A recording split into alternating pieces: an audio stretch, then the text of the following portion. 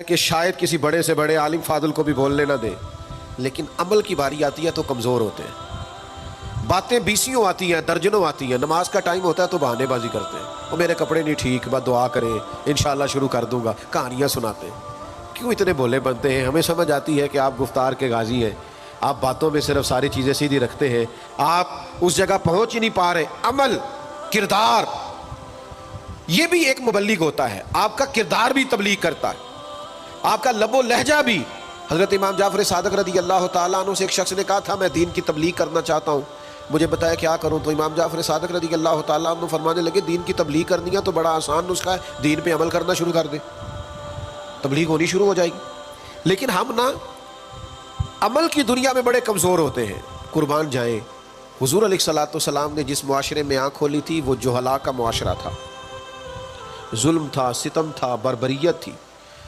ان لوگوں کی سوچیں، ان کی باتیں، ان کا ظالمانہ مزاج بڑا انوکھا تھا، لیکن کمال کی بات ہے نا، چاروں جانب لوگوں کا مزاج ظالمانہ تھا، لیکن محبوب کو اللہ نے رحمت بنا کے بھیجا۔ ہر طرف لوگ ناانصافی کی بات کرتے تھے، لیکن محبوب نے انصاف کے بول کو ہمیشہ بالا رکھا، اس ترازو کو ہمیشہ بلند رکھا۔ ہر طرف لوگ حق کھا جاتے تھے، لیکن محبوب نے فرمایا حق کھایا نہیں جائے گا، حق دلایا جائے گا۔ کردار دکھایا، کردار۔ وہ جو تیری جان کے دشمن ہیں وہ بھی کہتے ہیں، وہ جو تیری جان کے دشمن ہیں وہ بھی کہتے ہیں امین تو ہے، صداقت کی آبرو تو ہے۔